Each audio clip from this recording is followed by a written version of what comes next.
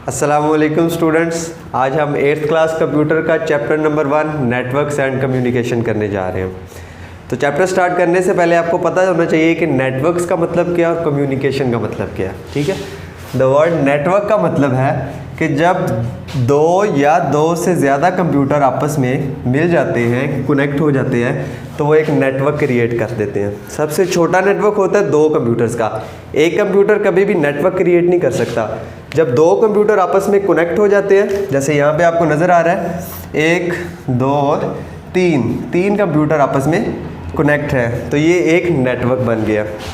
अच्छा, network create करने का हमारा मकसद क्या होता है? नेटवर्क क्रिएट करने का मकसद ही होता है कि हम अपने तमाम डाटा को इन तीनों कंप्यूटर्स में, ये जो आपको नेटवर्क नज़र आ रहा है छोटा सा, इन तीनों कंप्यूटर में से हम किसी भी सिस्टम का डाटा किसी भी दूसरे सिस्टम के ऊपर एक्सेस कर सकते हैं इजीली। ठीक है, अब वो ये 3 कंप्यूटर किसी एक रूम में भी हो सकते हैं, एक बिल्डिंग के अंदर भी मौजूद हो सकते हैं, 2 अलग-अलग रूम्स में भी हो सकते हैं, या फिर डिफरेंट प्लेसेस पे भी हो सकते हैं। ऐसा भी हो सकता है कि एक कंप्यूटर एक बिल्डिंग में हो और दूसरा कंप्यूटर किसी दूसरी बिल्डिंग में हो।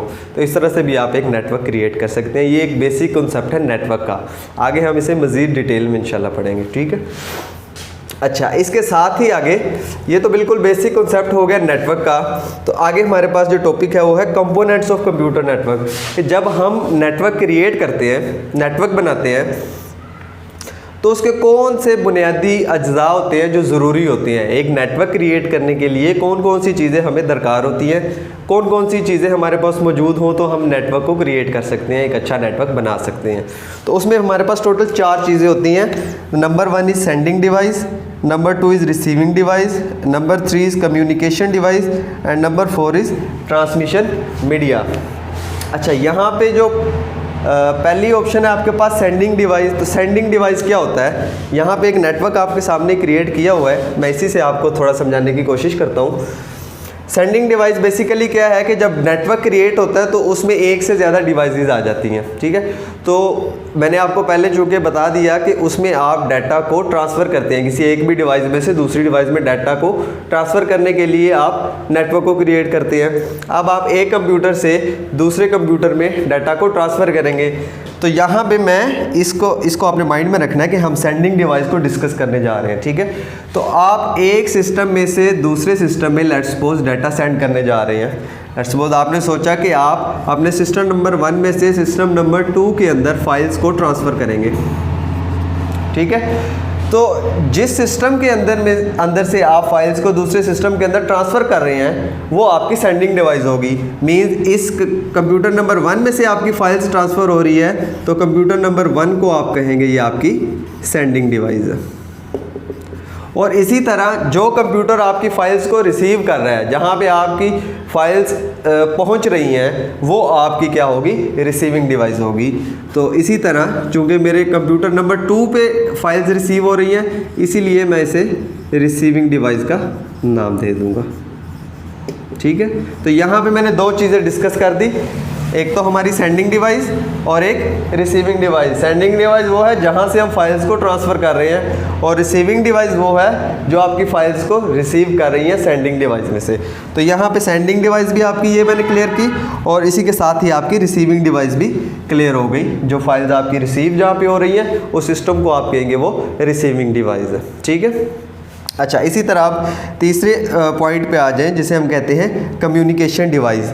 तो कम्युनिकेशन डिवाइस क्या होती है? अब इसमें हमारे पास तो ये एक नेटवर्क क्रिएट किया हुआ है और इस नेटवर्क के अंदर हमें कहीं पे कम्युनिकेशन डिवाइस नज़र नहीं आ रही।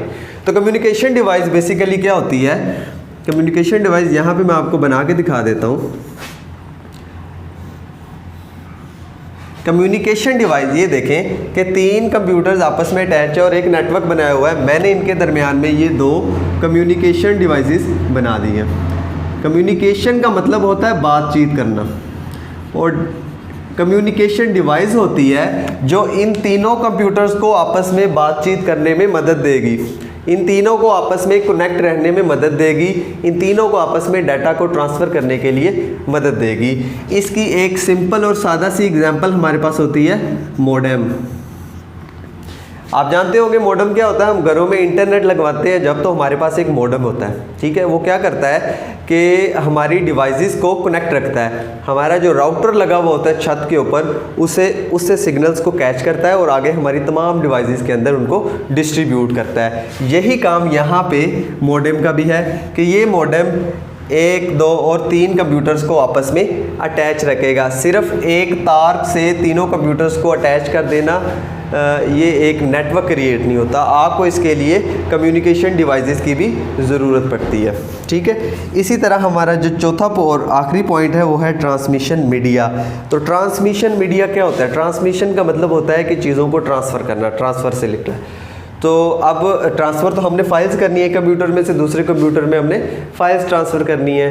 तो ट्रांसमिशन मीडिया क्या होगा? किस मीडिया के थ्रू हम अपनी फाइल्स को ट्रांसफ़र कर रहे हैं, मतलब हम उठा के लेके जा रहे हैं या दूर से फेंक रहे हैं या फिर किस तरह से हम उसे ट्रांसफ़र कर रहे हैं। तो हमने बेसिकली इनके दरमियान में एक वायर क्रिएट की हुई है जो इस डाटा को एक कंप्यूटर से दूसरे कंप्यूटर में लेके जा रही है। तो यहाँ पे हमारा जो ट्रांसमिशन मीडिया है वो हमारा वायर है। इस वायर को हम क्या कहेंगे? ये हमारा ट्रांसमिशन मीडिया है, ठीक है। अच्छा, इसके साथ ही हम अपना अगला भी एक टॉपिक कर लेंगे। अच्छा जी, अगले हमारे टॉपिक का नाम है server and clients. Server and clients. अब सर्वर एंड क्लाइंट्स क्या होता है? नेटवर्किंग के अंदर सर्वर किसे कहते हैं और क्लाइंट्स किसे कहते हैं? तो हमारे पास जो नेटवर्क होता है, सपोज़ हमारे पास कुछ डिवाइसेस मिलके उन्होंने एक नेटवर्क क्रिएट कर लिया। मींस हमारे पास ये एक नेटवर्क है, ये हमारा कंप्यूटर नंबर 1 है, ये 2 है, ये 3 है और ये 4 है और ये आपस में कनेक्ट है और ये एक नेटवर्क क्रिएट कर दिया।